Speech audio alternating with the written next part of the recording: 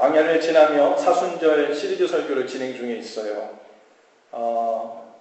오늘은 우리가 모세의 광야 지나고 하갈의 광야, 요셉의 광야, 다윗의 광야를 지나서 오늘은 누구요? 엘리야의 광야에 들어가 보려고 합니다. 엘리야 선지자 하면 떠오르는 이미지가 있을 거예요. 능력의 종입니다. 능력의 종.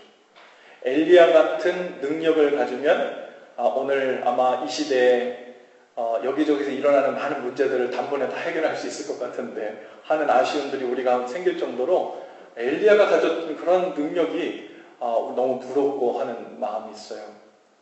엘리야가 기도하면 하늘에서 뭐가 내렸어요? 불이 내렸습니다. 또 엘리야가 기도하면 가물었던 땅에 하늘에서 물이 내립니다. 비가 내렸어요. 또 엘리야가 입었던 겉옷을 가지고 요단강을 치니까 요단강이 갈라졌어요. 엘리야는 죽음을 보지 않고 회오리 바람을 타고 하늘로 승천한 사람입니다. 하나님께 특별한 은사들, 특별한 은혜들을 많이 입었던 사람, 그 사람이 엘리야 선지자였죠. 그런데 그런 엘리야도 그의 삶에 죽을 만큼 힘들었던 광야의 시절이 있었습니다. 오늘 그 시절에 왜 들어갔고 어떻게 통과했으며 어떻게 하나님을 경험했는지 오늘 그 이야기가 성령님의 음성을 통해 우리 가운데 들려질 수 있기를 바랍니다. 오늘 본문에 보면요, 엘리야가 광야길로 들어가 하나님께 구하기를 하나님 넉넉하오니 제 생명을 취해 주시옵소서, 저를 죽여주세요, 이렇게 이야기하고 있어요.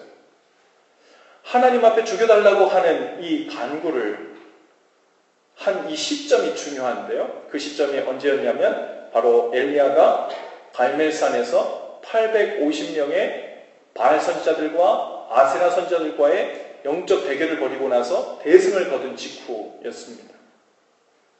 여러분, 그 당시에 아합 왕이 이세벨 왕비를 위해서 그 이방의 바알신 그리고 아세라 제사장들을 초청했어요. 그리고 점점 그 세력이 나라 전체를 확장해 가기 시작합니다. 나라 구석구석에 신전들을 건축하기 시작하고요. 그리고 산당에서 제사하기 시작하고요. 나라에서 이렇게 나아가니까요, 백성들도 은근히 분위기를 따라 바알 제사장을 따르고 아세라 제사장들을 따릅니다. 그들 뒤에 줄을 서야 갑이 되는 거예요. 그들 뒤에 서야 베네핏이 많은 겁니다. 이스라엘 백성들이요, 이제는 대놓고 여호와 제단, 즉 하나님을 섬기는 제단을 헐기도 하고요, 하나님을 섬기는 선지자들을 잡아 죽이기도 합니다. 대놓고 하나님 앞에서 이런 우상 숭배하고 하나님을 대적하는 일들이 횡행했던 시대예요. 갈 때까지 간 거죠. 엘리야가 아합 왕에게 청합니다. 아세라 선지자들과 바알 선지자들 850명을 갈멜산 앞으로 다 모이게 해주십시오. 그 앞에서 바알이 진짜 신인지 여호와가 진짜 신인지 가려냅시다. 그리고선 대결을 요구합니다. 갈멜산 위에 올라가요. 그리고 제단을 쌓아놓고 거기에 번제물을 올려놓죠. 그리고서는 기도하자 그래요. 누구든지 자기 신을 불러서 그 신이 하늘에서 불을 내려서 이 제단을 태워버리면 그가 참신이라고 하자. 그랬더니 어떻게 돼요? 바알 선지자들과 아세라 선지자들이 아무리 소리를 지르고 주문을 외우고 춤을 추고 자기 몸을 해서 피를 내도 아무 응답이 없어요. 아마 오랜 동안 해볼 것 같아요. 그런데 이 엘리야 선지자가 하나님께 구합니다. 큰 소리로 통성기도를 하지도 않았고 오랫동안 기도하지도 않았어요.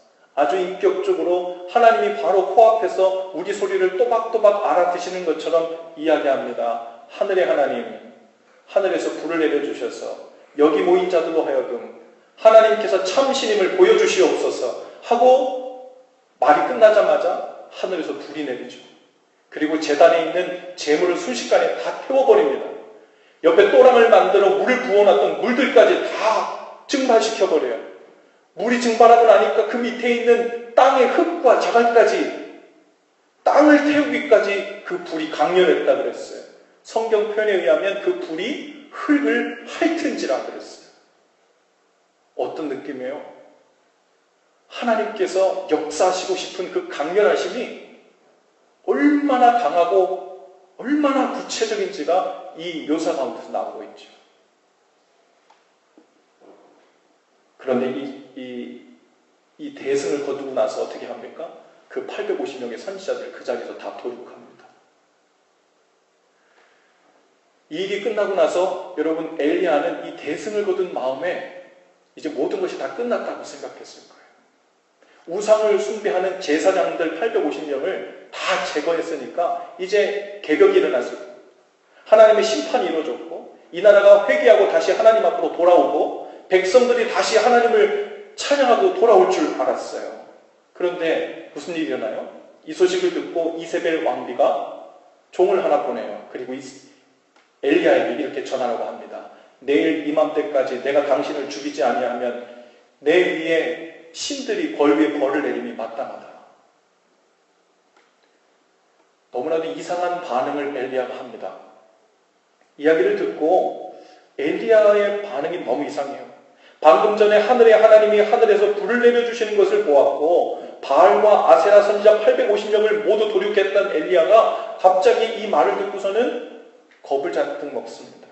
그리고 도망가요. 3절에 보면 엘리야가 이 형편을 보고 일어나 자기의 생명을 위해 도망했다 그랬습니다. 앞에하고 뒤하고 좀 잘 어울리지 않는 이야기죠. 혼자서 광야로 하루길쯤 들어가서는 로뎀나무 아래 앉아서 죽기를 구했다고 했어요. 이렇게 말합니다. 여호와여 넉넉하오니 지금 내 생명을 거두시옵소서. 나는 내 조상들보다 낫지 못하니이다. 엘리야는 지금 기진맥진합니다. 육체도 마음도 기력이 다했어요. 번아웃 됐죠. 그런데 이 번아웃이 단순히 체력이 소모되어 번아웃 된 게 아니에요. 단순히 스트레스가 극에 달했다가 릴리즈 되면서 그냥 번아웃 된 것이 아닙니다. 이 가운데는 보이지 않는 영적인 변화가 이들 가운데 있었습니다. 자기의 생명을 거두어달라고 하는 엘리야의 심리 상태가 좀 이상합니다. 여호와여 넉넉하오니 지금 내 생명을 거두시옵소서. 갈멜산에서 결의에 차 승승장구하던 엘리야의 모습은 갑자기 온데간데 없죠. 엘리야는 무언가 크게 실망하고 크게 좌절한 심리 상태를 보이고 있어요. 엘리야의 생각에는 바알과 아세라 선지자 850명을 죽였으니 일로 인해 온 나라 안에 더 이상 우상은 뿌리내지 못할 것이다. 바알 선지자들의 수장인 이세벨을 이제 두려워하고 목숨을 구걸하게 될 것이다. 아마 이렇게 생각했을 것 같아요. 이제 갈멜산의 대결로 인해 모든 문제들이 일단락됐을 것이라고 생각했어요. 그런데 그게 아니었습니다.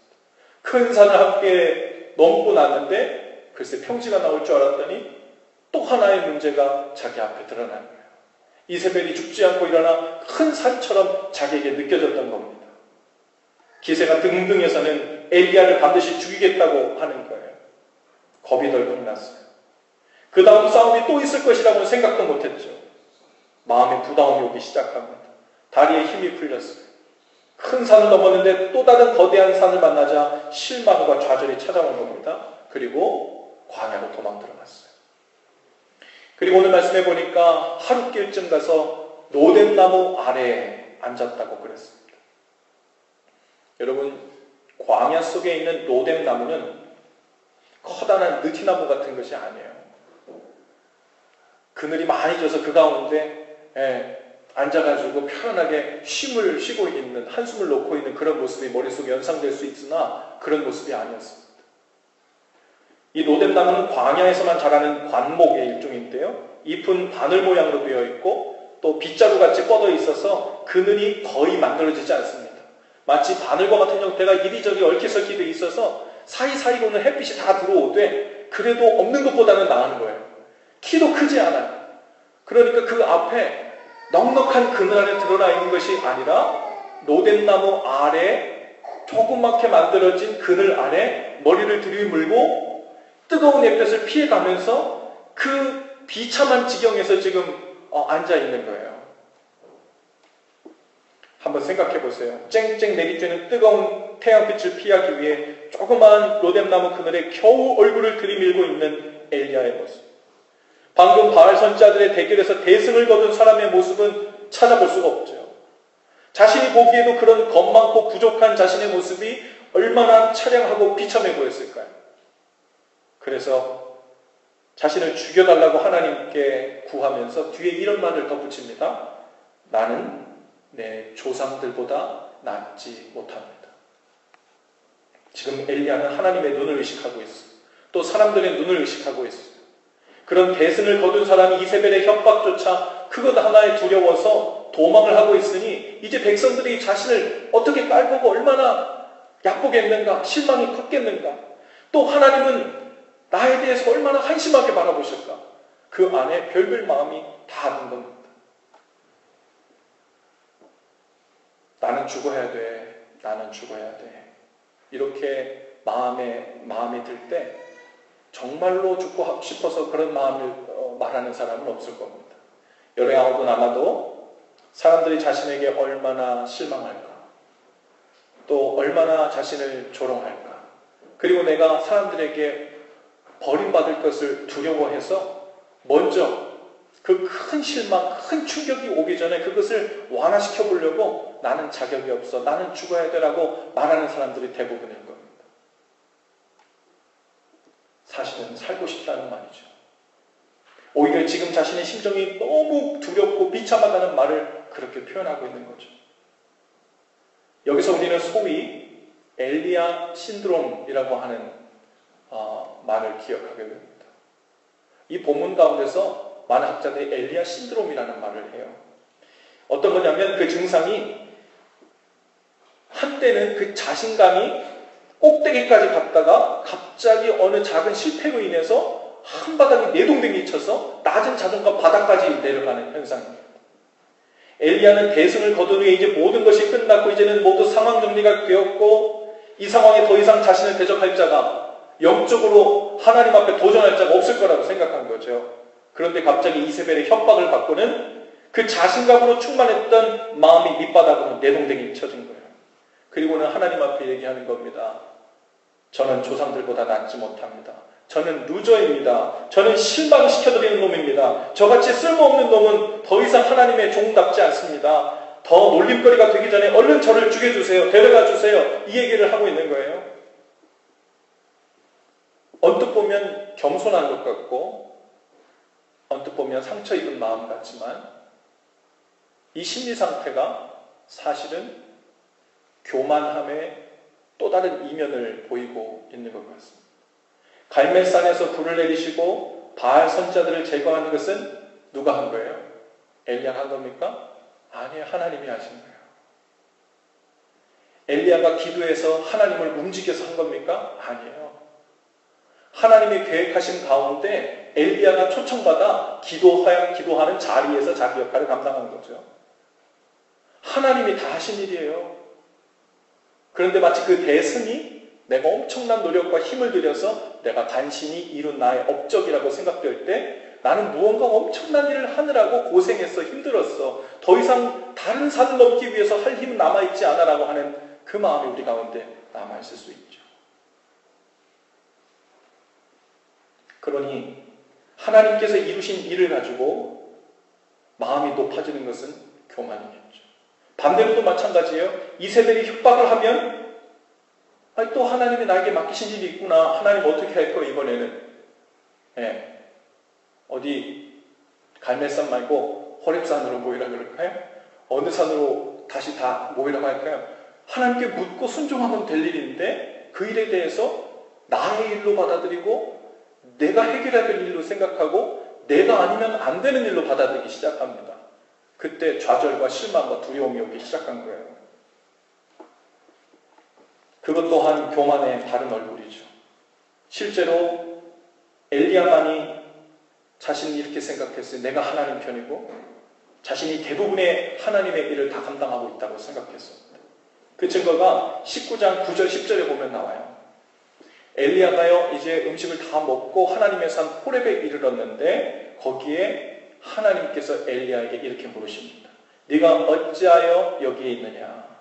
그러자 엘리야가 이렇게 대답해요. 여호와여, 내가 하나님께 대하여 열심히 특심이오니 이는 이스라엘 자손이 주의 언약을 버리고 주의 제단을 헐며 칼로 주의 선지자들을 죽였음이며 오직 나만 남았거늘 그들이 내 생명을 찾아 빼앗으려 하나이다. 그러니 내가 얼마나 두렵겠어요. 나만 남았는데.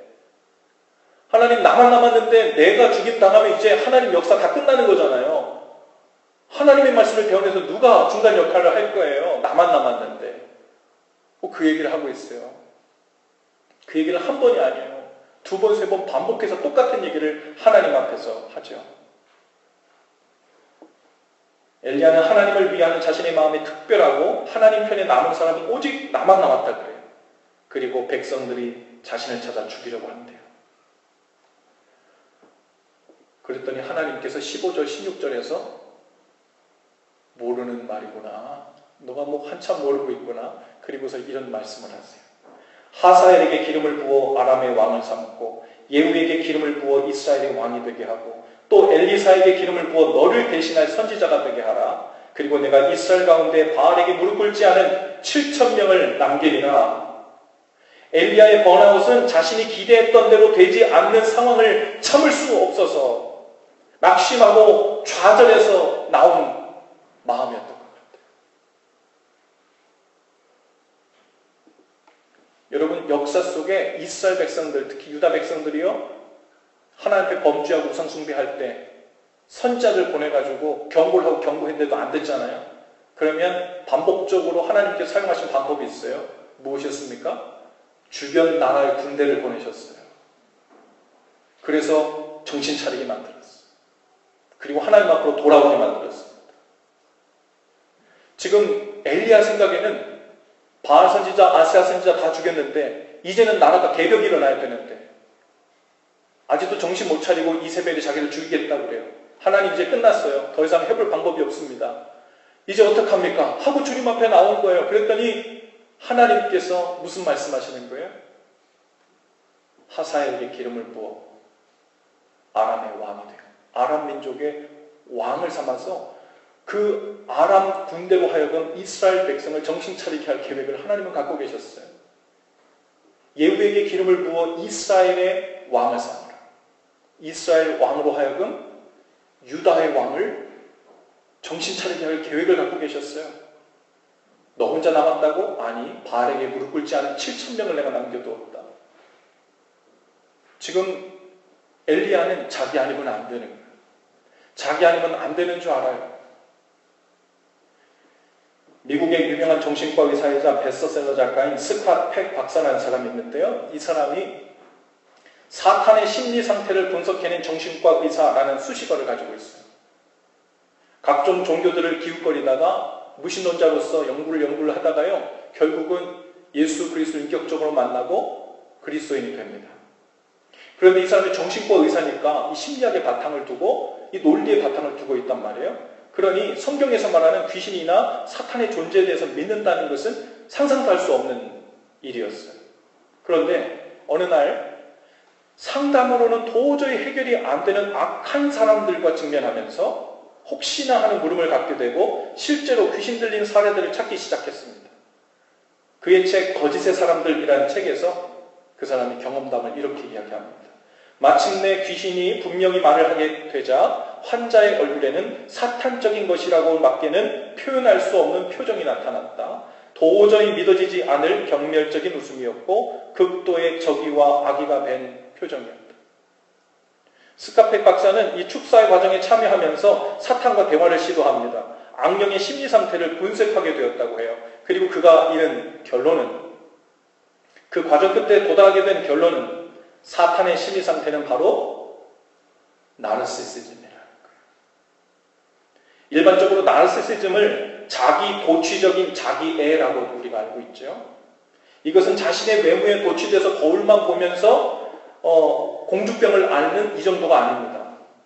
자신의 불완전함을 인정할 수 없고 자신이 틀렸고 잘못되었다는 것을 도저히 인정할 수 없는 상태를 이야기하는 거예요. 사탄은 예수 그리스도가 자기보다 우월하다는 하나님의 판단을 받아들일 수가 없고 자신의 불완전함을 인정하지 못하는 나르시시즘에 빠져 있다는 거예요. 나는 틀리지 않아. 나는 완전해. 그래서 사단을 보고 너는 잘못됐어. 죄를 지었어. 분명 무언가 틀렸어. 잘못된 길로 가고 있어. 손가락질 하는 것들을 다 손가락을 잘라버리는 거예요. 거기서 마귀의 폭력성과 또 자기가 왕이 되고 하나님처럼 군림하려고 하는 마음들이 드러난다는 거죠. 자만과 교만에 빠져 나는 문제가 없다라고 생각하는 태도를 말합니다. 나르시시즘에 빠져 교만해진 사람들은 기본적으로 나는 문제가 없다라고 생각하고, 혹 내가 문제가 있다 하더라도 내가 가지고 있는 문제는 크게 문제가 되지 않을 정도의 사소한 문제에 있고, 다른 사람이 가지고 있는 문제는 아주 중대한 문제라고 바라보는 태도에 있다는 거예요. 그래서 문제가 심각해질수록 자신의 문제 없음을 가리기 위해서 상대의 문제를 더 부각시키고 강조하고 비판하고 판단하는 일에 점점 더 집중한다는 겁니다. 이것이 사탄의 심리 상태라는 거예요.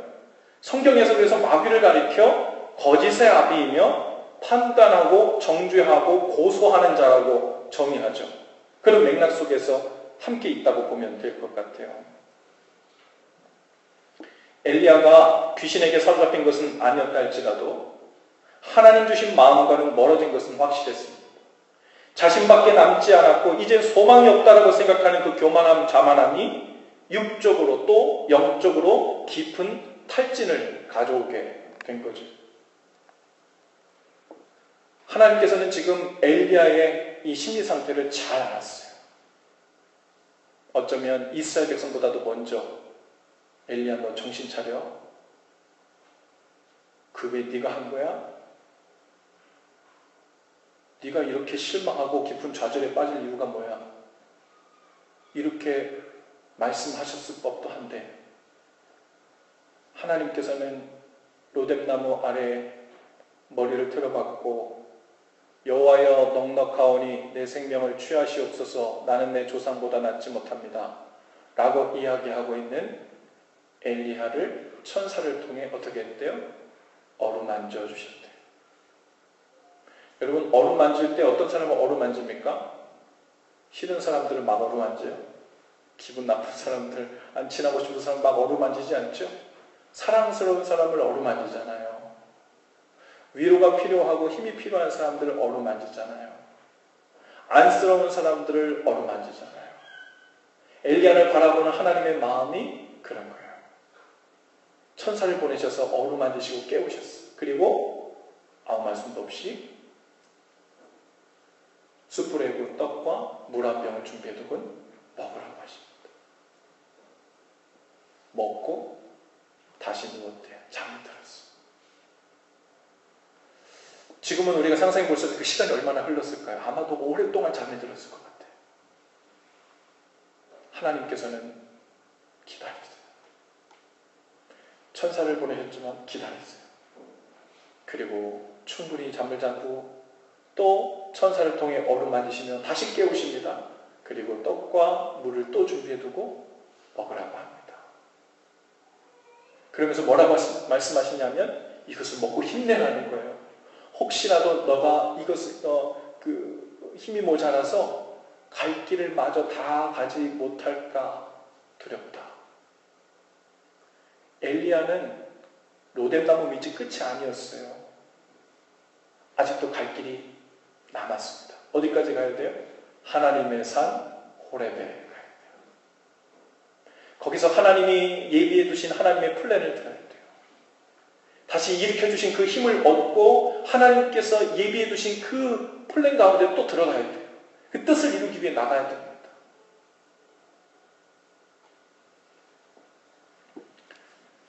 살다 보면 주저앉고 싶은 순간들이 있어요. 이쯤에서 끝냈으면 하는 마음이 들 때가 있어요. 사역도 봉사도 리더하는 것도 다 내려놓고 싶은 순간들도 있습니다. 심지어 부모라는 타이틀도 내려놓고 싶을 때가 있고 남편, 아내라는 타이틀도 내려놓고 싶을 때가 있고 부담스러운 자녀의 역할을 내려놓고 싶을 때도 있죠. 광야 한복판에 로뎀나무 아래에 와 있는 거예요. 기대했던 대로 사람들이 따라주지 않고 마음처럼 일이 돌아가지 않을 때, 큰 실망을 얻게 되었을 때 우리는 맥이 빠지고 기진맥진하게 되는 때를 만납니다. 저도 인생에 몇 번 그런 경험들이 있고 이따금씩 저도 그런 경험들을 합니다. 로뎀나무 아래 들어갔다 나왔다, 머리를 뒤밀었다 빠졌다 하는 경험들을 저도 하고 있어요. 돌아볼 때 생각나는 일들이 몇 가지 있어요. 제가 목산수 과정에서 여러 번의 인터뷰 가운데 중간에 아주 중요한 인터뷰에서 떨어졌을 때가 있었어요. 그땐 제 마음이 너무 교만해서 떨어진다는 걸 생각도 못 해봤어요. 인터뷰에서 떨어지고 아내한테 여보 나 인터뷰 안 됐어. 또 1년 기다려야 돼. 그랬더니 아내가 지금 장난하는 거지? 하고 그러더라고요. 앞이 깜깜하더라고요. 또 결혼 후에 우리 집은 에덴 동산과 같고 하나님 나라를 살고 있는 것만 같을 줄 알았는데 처음 아내와 심하게 다퉜을 때 앞이 깜깜했어요. 하늘이 무너져 내리는 줄 알았습니다. 사랑스러운 아내와 아이들에게 보이지 말아야 할 모습을 보였을 때도 다리에 힘이 풀렸습니다. 모든 것이 다 끝나는 것 같은 그런 느낌을 받았어요. 하나님 여기까지입니다. 로뎀나무 밑에 머리를 들이밀고 저를 그냥 데려가시지요. 이 못난 거 목사답지도 않고 남편답지도 않고 아빠답지도 않고 아들답지도 않은 저는 하나님이 기대하시는 것보다 너무나도 못 미칩니다. 실망만 더욱 안겨드릴 것입니다. 그때 주님이 제 삶을 어떻게 이렇게 이끌어 주셨나를 생각해 보니까 아무 말씀이 없으셨어요. 특별한 천사를 보내서 저를 어루만지신 것 같지는 않아요. 그런데 말씀을 보내주셨어요. 말씀이 땅바닥에 떨어져 굳어져 시커멓게 변해버린 제 마음을 어루만지고 다독여 다시 힘을 얻게 하셨습니다. 다시 주님을 바라보게 하셨고 힘을 얻게 하셨어요. 하나님께서도 그 엘리야를 향해 야, 너 그것밖에 안 되냐? 그것밖에 안 돼? 네가 이럴 이유가 뭐야? 이렇게 다그치실 수 있으신데 아무 말 없이 기다리시고 쉼을 갖게 하셨어요. 잠자는 동안에도 묵묵히 옆에서 기다리셨어요. 그리고 영혼의 그늘이 되어 주셨습니다. 마치 이스라엘 백성들 광야 생활을 할 때 낮에 큰 구름 기둥으로 그 뜨거운 땡볕을 이스라엘 백성 전체에 그늘을 만들어 주셨듯이 하나님께서 엘리야에게 그늘이 되어 주셨어요. 지금은 쉴 때야.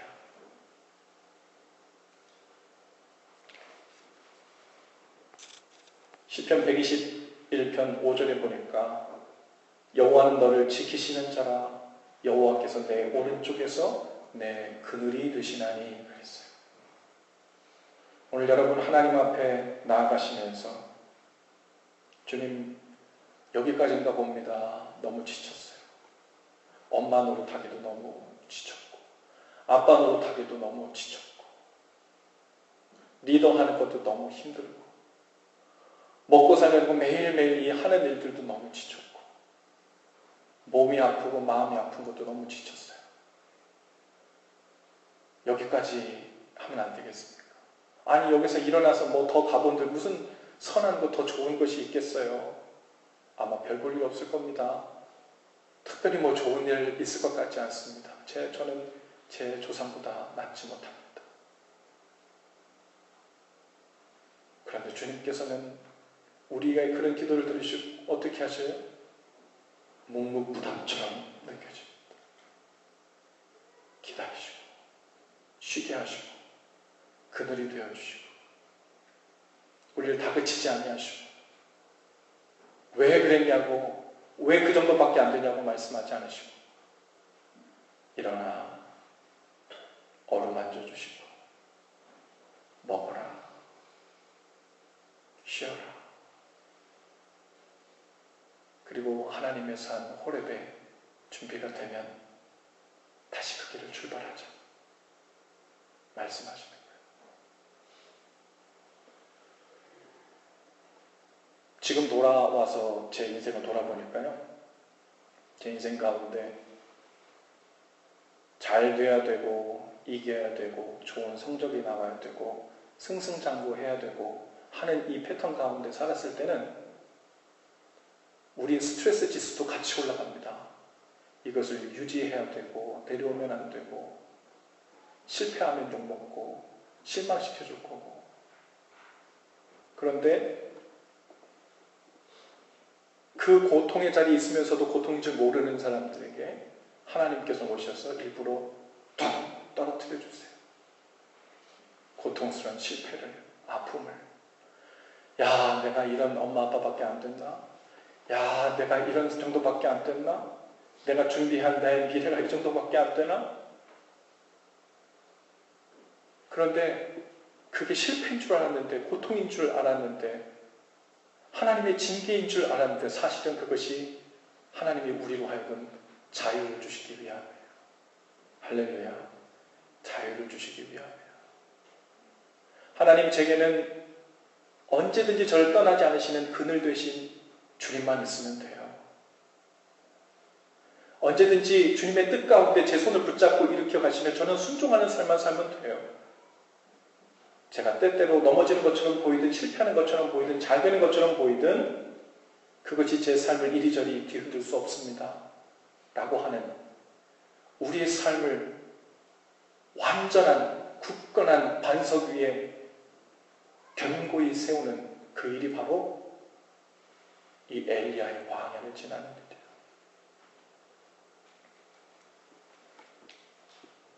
부담스러운 일들로 인해 마음이 어려워졌다고 해서 좌절하지 않아도 됩니다. 내 인생에 아주 중요해 보이는 일들이 실패한 것처럼 보인다고 해도 절망하지 않아도 돼요. 주님의 생각은 우리 생각보다 크십니다.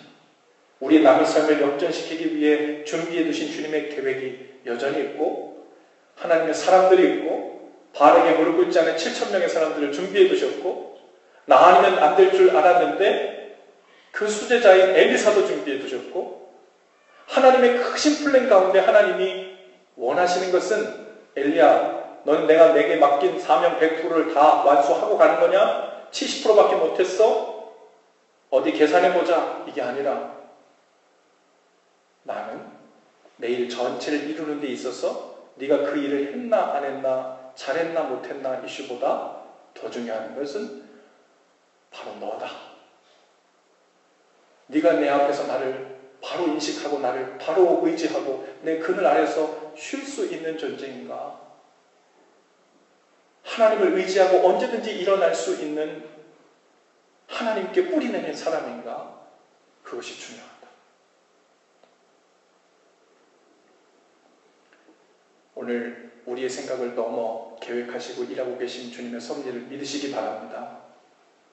오늘 어떤 광야 인생 가운데 로뎀나무 밑에 머리를 틀어박고 여기까지인가 봅니다 하고 힘이 다했든 간에 주님은 우리에게 말씀 안에서 힘을 주시고 다시 우리를 일으켜 하나님의 산 호렙으로 계속 걸어가게 하실 거예요. 또 쉼이 필요하면 또 쉬게 하실 것입니다. 중요한 것은 우리 눈으로 하여금 주님을 바라보는 거예요. 그 일을 멈추지 않고 주님께 나아가실 때 주님 허락하시는 참된 쉼 그리고 우리를 비춰준 주님의 그늘 가운데 살게 되시는 은혜가 저와 여러분들 삶 가운데 계속 되시길 주님의 이름으로 축복합니다. 옆뒤 잡고 인사하시면서 안심하고 쉬어도 됩니다. 한번 인사하십시오. 안심하고 쉬어도 됩니다. 또 한 번 인사하실 때 주님이 당신의 그늘이십니다. 주님이 당신의 그늘이십니다. 우리 모두 자리에서 다 일어날까요?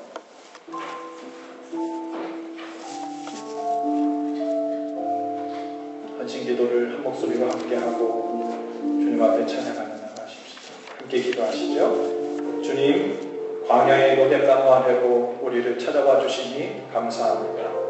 쉴만한 그들이 되어주시고 육의 양식과 영의 양식을 주셔서 다시 힘을 얻게 하시고 이 광야길을 끝까지 지나게 하옵소서. 우리의 생각보다 크신 하나님의 섭리와 뜻을 믿게 하시고 그 가운데서 평안을 누리며 이 믿음의 길을 가게 하옵소서. 오늘도 우리를 어루만져 주시고 일으켜 주시는 은혜를 주옵소서.